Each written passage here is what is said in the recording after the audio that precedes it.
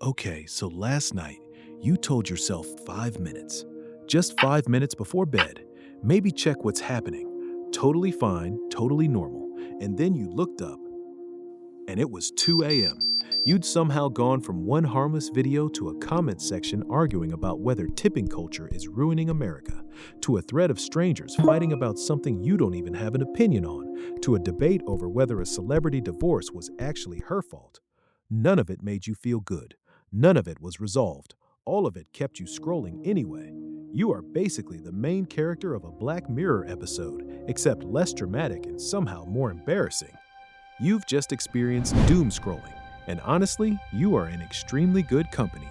Doom scrolling is when you keep scrolling content that's unsettling, anxiety inducing, or just low grade negative. Bad news, internet drama, things that make your chest a little tight, and yet for some reason you cannot stop. It's like being stuck in a casino where the slot machine is literally just your thumb, except every prize is mildly upsetting. The term took off in 2020, which, yeah, tracks, and ever since then, researchers and sleep doctors and your own exhausted eyes have all been circling the same question.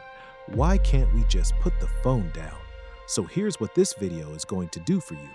First, I'm going to show you exactly why your brain is wired to lose this fight, and once you understand the mechanic, it genuinely stops feeling like a willpower problem. Then, I'm giving you 3 specific things you can set up tonight, not tomorrow, tonight, that will make it measurably easier to put your phone down before midnight.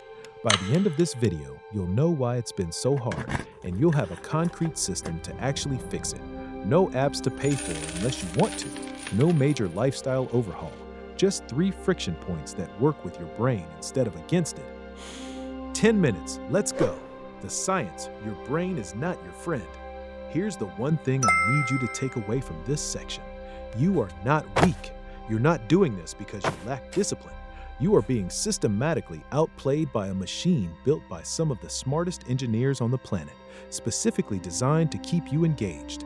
That's not an excuse, that's the starting point. So, dopamine. Everyone calls it the pleasure chemical, but that's not quite right. Dopamine is the anticipation chemical. It fires not when something good happens, but when something good might happen. That one word, might, is the whole problem. Every swipe is your brain going, maybe this next one is it. Maybe this post, this video, this... It never quite is. But your brain doesn't update, so you keep going. That's the dopamine loop. And it's the same mechanic as a slot machine. Same mechanic as waiting for someone to text back. Same mechanic as checking if your Wordle streak is still alive. Your brain does not discriminate. It just wants the hit. Now here's where the algorithm comes in. And this is where it gets genuinely uncomfortable. TikTok, Instagram, YouTube, they are not showing you content at random. They track every signal, how long you pause, where you slow down, what gets a reaction, and they optimize in real time, not for what's good for you, but for what keeps you watching.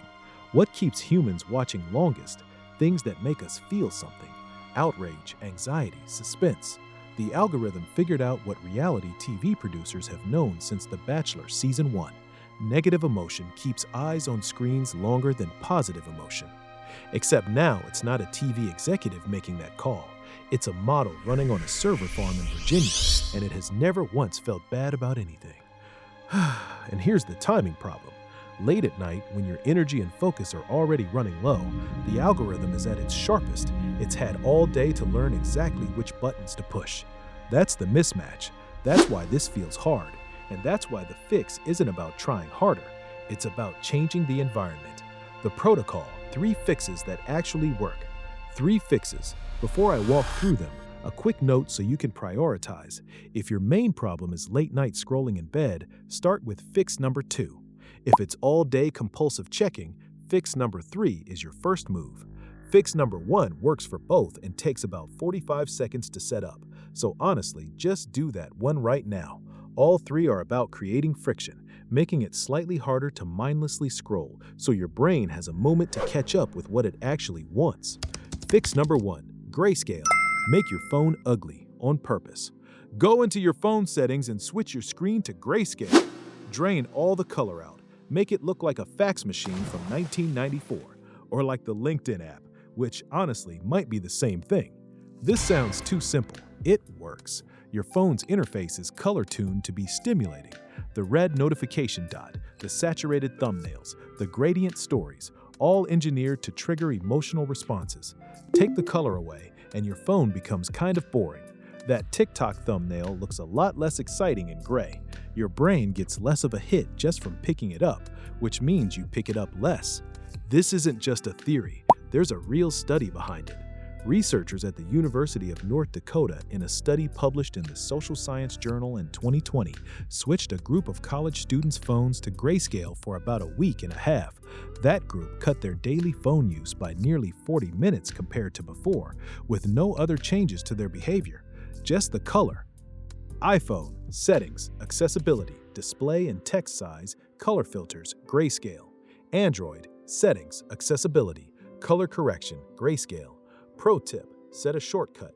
Triple-click the side button so you can flip back to color when you actually need it, like for navigation or checking if your avocado is ripe.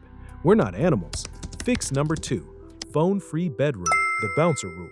Your bedroom is not a content venue. It is a sleep venue. Your brain needs to know the difference. Here's the thing most people miss. Even when you're not touching your phone, if it's in the room, your brain knows it's there.